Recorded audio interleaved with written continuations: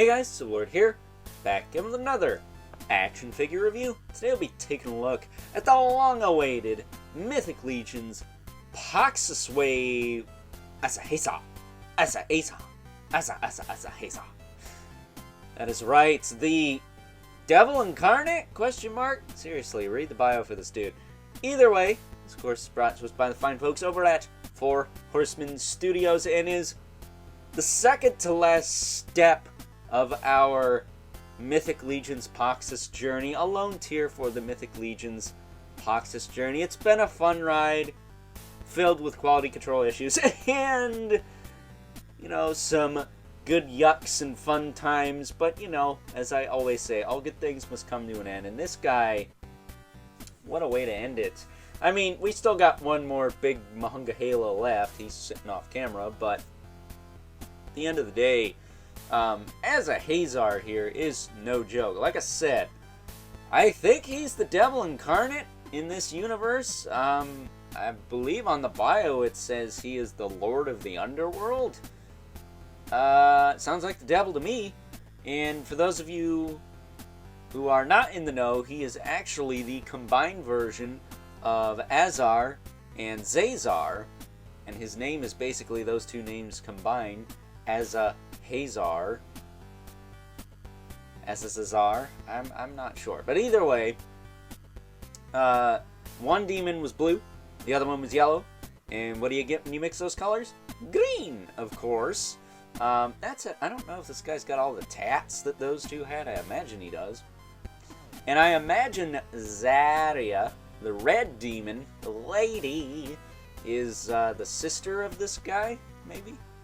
But they're all, of course, members of the Poxxus, which I originally thought was going to be more of like an evil cult than what it kind of has turned into. But, you know, maybe it still is, because this guy is, well, I swear, he's the Devil Incarnate. But either way, why don't we cut right to the chase and get into the meat and taters of this review, taking a look-see at his accessories first and foremost.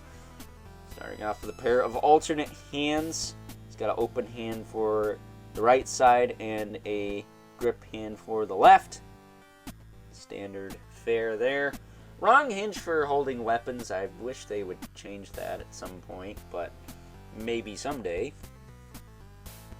We do get two flame effects, which are kind of sculpted to go one way, like this one goes on the right arm, this one goes on the left, because of how the kind of wrap goes around the flame there, or the wrist I should say.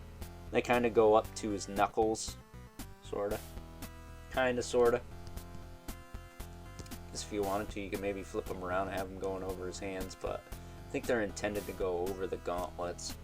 And then last but not least, we get this big honkin' staff with this cool end piece on it. And if it weren't for these two thingies here, I would say you could probably stand this up and have a really cool little thing in a diorama or whatever. That said, question, did this guy come with 3 staff pieces? I mean, he's got 2 right there, but I thought he came with 3, but for the life of me, I don't know where the third one is. I'm gonna check around my accessory bag when I'm done here, but I did earlier and I didn't see it, and I'm pretty sure I took it out of the package, so I don't know what the heck I did with that. If he's supposed to come with 3, lame. If not, well then, you know, I don't believe Equidron came with 3 each for his dual axe thingy, so maybe he's not supposed to have 3. But if I stand this next to him, it looks taller than it did on the photos. Which, speaking of the photos, Mr. Trevor 16 Shooter Williams, who does the photography for these, he does not have this staff broken down in the accessory picture. So, slipping. Of course, I'm just kidding, of course. That was redundant. I'm just kidding, of course. He does great things for the 4 Horsemen, but for whatever reason, this guy's staff was not broken down in the accessory photo. I'm not sure if it had something to do with the effect or if it was all in one piece because it's a prototype, but usually those are in there, and this time they weren't. So I'm not sure if I'm missing a piece, if I gotta go dig it out of the recycling bin, or if it was never there in the first place. I'm gonna hit up Jeremy Gerard about that, so don't worry. I'll know long before this video is even public. It's gonna be posted long before it's public, whether or not I goofed or am missing something. So with all those side ramblings behind us, trying not to be as repetitive. I already did that yesterday in the freaking Tharnog review. Let's take a closer look at Azahazzar. Azahazzar. He's got Poxxus on his crotch, complete with the bug wings and the beard and the creepy ghoul face and the crown there. It's a cool belt buckle. He's got some cool pauldrons. These are unique to him as far as I know. It's got some dangly bits there, but they're soft. They shouldn't snafu on you. They look a little asymmetrical, but that makes sense because so are the blue and yellow demons, Azahazzar and Azar. And other than that, it's just the standard kind of green ogre buck. Again, I can't see tats on this guy. If he's got them, cool. If not, it's whatever. He's got unique shin guards, I believe. I don't think these have been used before. The soft goods are obviously new. And then the hoofed feet we've seen before. I think they were first used on the Aquadron. I don't think they've been used since, though. That said, let's look at this head sculpt. That is one heck of a mug. Should be worth noting the horns articulate. Like all four of them, you can pose them around and even pop them off if you want. I'm not going to do that because they're kind of tough to get back in there, but he looks really freaking cool, man. Like, if this guy's the devil incarnate in Mythos, then don't mess with him, I guess. I do think he could have benefited from a cape. Feels like he could have had a cape. I didn't see one in the box. I don't know if I'm missing a bunch of stuff for mine, but he seems a little naked. I thought he had a lot more going on. I thought he had a cape. I thought he had 3 staff pieces. I thought he had more accoutrements on his armor, but either way, as far as articulation goes, ogre scales, they're a little bit like 1.0's. His head's going to be limited because his horn's hitting the pauldron there. There you go. You can look up and rotate. He's got tilt. Shoulders go out. Back down, they rotate. He's got a swivel in the elbow, as well as a hinge. He's got a swivel in the wrist with a hinge. Oh, that isn't popping out. Just felt like it did. It's not loose, it's just I thought it popped out a little bit. His diaphragm, he's crunch back, he can crunch forward. Despite the Poxxus belt, he can actually crunch forward. Now his hips, rock solid. He can do the split C's. He of course has the ball socket hips. And you can hear that squeak. That means they're nice and tight. He's got a thigh swivel, single knee. He's got a swivel below the knee. And then he's got a ball hinge ankle with a hinge.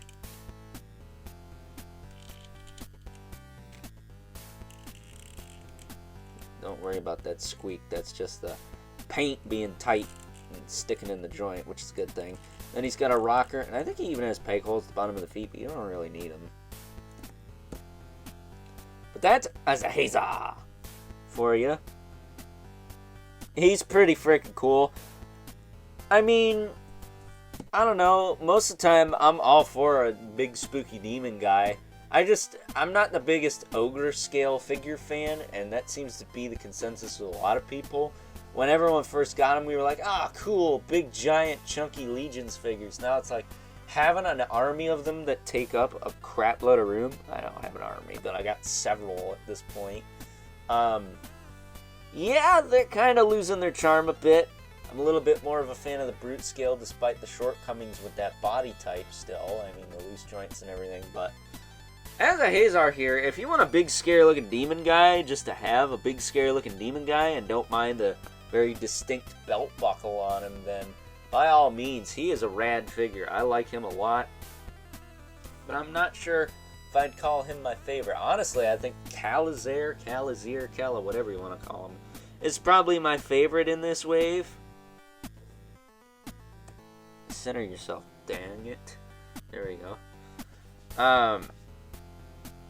But Azahazzar is no slouch. I really like him.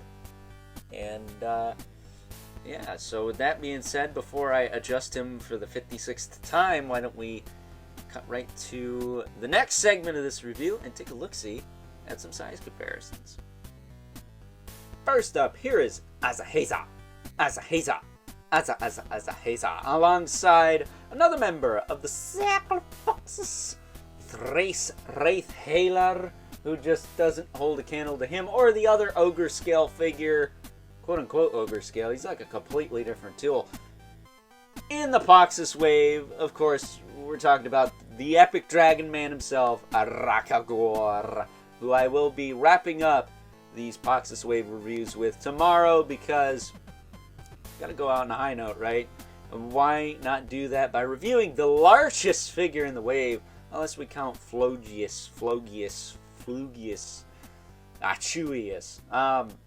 But even, you know, Azahazzar is the demonic powerhouse of Poxxus, I imagine, but even compared to Azahazzar there, he just looks like he'd get his butt handed to him. Like, holy crap. I don't know if it's the pauldrons or what, but Azahazzar just looks tougher to me. So let's get him out of here before things get ugly. And I have good news. Compared to Kragnar, way more sturdier of a figure. Way more. Even compared to Tharnog. Azahazzar's got like 5 pounds on him. Let's race out of the way. And I bop Azahazzar with my elbow and almost cause a cataclysm amongst some DC Multiverse I've been saving for reviews. So, thankfully I was able to stop that. Not sure how, but moving right along, we have our 2 regulars, the Mythic Legion's Brother Mandibulus, and the infamous 11th Spawn. And you know what? Screw all you guys with your awesome, like, room set up to do reviews. I don't really have that. I gotta sleep in my review set area, so, you know, tough snot if you don't like stuff happening off camera, right? That said, do I even need to make any jokes about good old Al Simmons there? He's not holding the candle to Azahazzar, but at the end of the day, Spawn is used to fighting demons that are much larger than him, so once again, before this gets ugly, why don't we wrap things up with some final thoughts. Overall, and even if you're not the biggest fan of ogre scale figures in the Mythic Legions line, I think good old Azahazzar here is one of the better examples of the ogre scale figure, along with Decebalus or Archimedes, and I even liked Aquadron, even though he did have that whole hip thing going on. And then, of course, you can't beat the classics. Is it Kurzog? The big ogre. Regular ogre, I should say. And Bothor, the tower, right? So, with that in mind, Azahazzar here definitely has more unique stuff going on. I think his gauntlets are new. His shins are new. The flame effects, of course, are new. He's got a unique weapon, staff, whatever you want to call it. Obviously, the head's new. And then, of course, the armor and soft goods are all new. So I think this guy is maybe on par with Decibalus as far as giving us a lot of new parts with an Ogre scale figure. Maybe a little bit more so. I'd have to double check. But other than that, I'm also going to have to, speaking of double checking, look into the staff parts. I'm not sure if this guy came with 3 or just the 2. I'm only using 1 here just so his staff is in frame, but it seems kind of odd that he doesn't have the 3, if that's the case. But again, I don't believe Equidron did either. So with that being said, I hope you guys enjoyed this review. And until next time, I'll catch you guys later.